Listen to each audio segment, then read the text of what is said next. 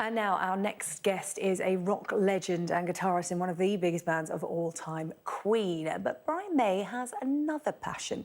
He has been on a quest to collect 19th century stereoscopic photographs called Diableries. And after 30 years, he has finally found the last two missing images, completing his collection of 182 cards, and they're being put on display today in a special Halloween exhibition. We'll go on an expedition over to the screen, shall we, and talk to Brian May, who joins us now. Hello, Brian. And when I say expedition... Hello, Sarah Jane. Because it was quite a hunt for you to complete your collection. Tell me where all of this started. Yeah, it was an expedition to provide the exhibition. It was amazing. I mean, I first knew of it at Portobello Road about 45 years ago, and somebody said, have you ever seen one of these? And there was this beautiful card with strange ghouls and ghosts and skeletons on it. And he said, that's nothing, hold it up to the light. And I held it up to the light, and suddenly the colour all came through, all it came to life, and all the eyes glowed red. And I said, this is a phenomenal thing. What a wonderful work of art. What are these? And he said, well, I don't know much about them, but they're called Diableries. And that started me off on a quest around the world, which has lasted till now. And so they date back to Victorian times, and they're quite ghoulish. They're not for the faint-hearted. They depict the damned in all sorts of different scenes, some of them very scary, but some very humorous as well. That's right. It encompasses a lot of different moods. It starts off when they began around 1860 as really reinforcing what the church was telling people, which was like, if you're not good boys and girls, you will end up in hell and you will be tortured, etc., etc. So it starts off pretty grim. But these two men, Ennetier and Habert, in Paris, decided they would gradually move away from that.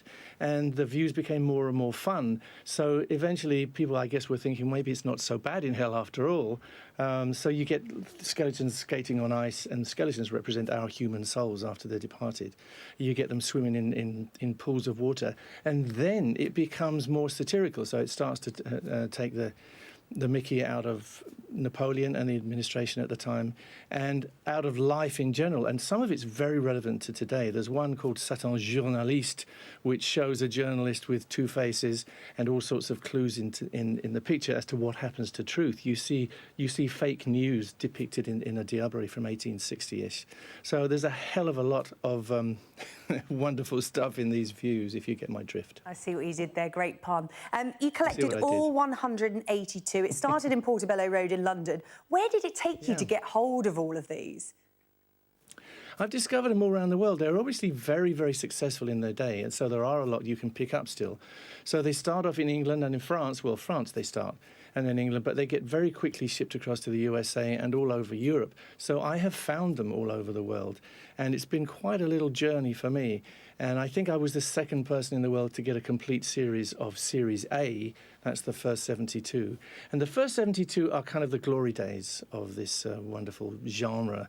And these two guys, Ennetier and Habert, I kind of regard as kind of similar to Lennon and McCartney. You know, McCartney and Lennon wrote those wonderful songs, the oeuvre of the Beatles in the beginning. And then from time to time, they would kind of be in competition, and eventually they split up and became solo artists. It's the same with these guys. They were eventually in competition in the B, C, and D series. And when you get to EH and F series, it's other people who have taken on. And it's still happening, but it's not quite the glory days of the 1860s. So explain to us a little bit more about the pictures, because they're stereoscopic pictures. What does that mean? Well, what they did, these amazing artists, was they sculpted in clay on a tabletop a scene of, for instance, The Last Supper. Or, no, sorry, I shouldn't be saying The Last Supper. Actually, it did start off religious-wise. But it'll be a scene like perdition, or a vision of purgatory, or actually of heaven. Strangely enough, one of the Diableries is about heaven. But they start off on a tabletop, and then they photograph these scenes, which are beautifully sculpted, with a 3D camera. They then print the pictures on paper, actually kind of tissue paper. They colour them on the back, and they cover them with another layer of tissue on the back, and they're mounted in a plastic, sorry, not a plastic, no plastic in those days, in a cardboard environmentally friendly mount. Yeah, they were environmentally friendly. So, and then the thing goes in a stereoscope, which sounds very complicated, but once you have it in your hand, it's very simple. There's the stereoscope. You put your eyes up, and this is my modern version of the stereoscope. This is my sort of 21st century, 19th century stereoscope. And suddenly the whole thing springs into 3D. Now, we all know what 3D is. It's Avatar and all those comics, you know, Mighty Mouse comics, if you can remember back that far. But 3D is, to me, the ultimate way of portraying an image. It's much more real than a flat image, much more evocative, and you can actually feel like you can go through that window and touch the things inside. That's the thing which gets me. That's the magic of 3D, which in those days was called stereoscopy. Oh, well, I know we've spoken before. You've done a similar project with a lot of Queen photographs that you put together in a book that you were kind enough to bring in here to the studio some months back. What are you doing with all these Diableries? There's a special exhibition, there's a book, just in time for Halloween. Yeah, it was wonderful to find the last two cars, and we used this as an excuse to have an exhibition, and it's the first Diableries exhibition since 1860 in London, which is great, nicely timed for Halloween. So we're having a lot of fun here today. We had a 5-hour pop-up exhibition, and we had hundreds of people come in and be entranced by these little ghouls and devils and skeletons. So the book is out, number 2. It's the second edition of the book, and it is complete now. Every Diablerie that was ever made, all 182 of them, is in this book, and you can view them in stereo with the supplied viewer. See, me doing my advertising stuff. But it's something I believe in. You know, the London Stereoscopic Company, I kind of reimagined and rebirthed because it died out about the 1920s. So I brought it back to life, and we published these things. We published Diableries books, we published the Queen 3D book, as you said, and lots of other things. We're about to publish, well, I did a Mission Moon 3D, which is about the Apollo moon landings, which has done very well. And we're working on a new book about cosmic clouds, which are nebulae, the places where stars are born. All of these things you've seen, but you've never seen them in stereo. So there I am. Brian May, you are a busy man. Tell me you've still got time for Queen.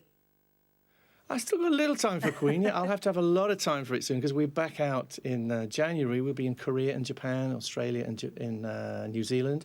Then we'll be back here in Europe, and finally to the O2 early summer next year. The tickets are on sale, I gather. I think they kind of went, so we might put a few more on sale. Yeah, Queen with Adam Lambert is a real treat, and riding the wave of Bohemian Rhapsody as well, the fantastic film. Any signs of a new Queen album? Got to ask, got to get it in there. Well, you know, no. What we do is what we do. You know, we go out there and perform what people want to hear. And we haven't made a new album. It's funny, we had an interesting experience with Paul Rodgers, wonderful singer that we worked with for a while, and we made a whole new album, devoted a year of our lives to it.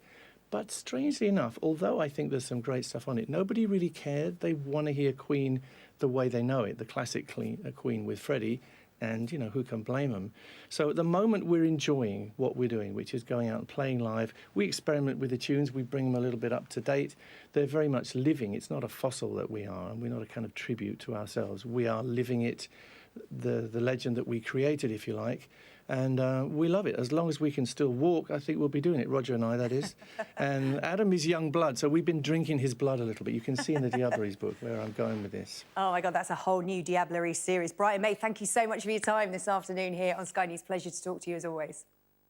Thank you. Pleasure.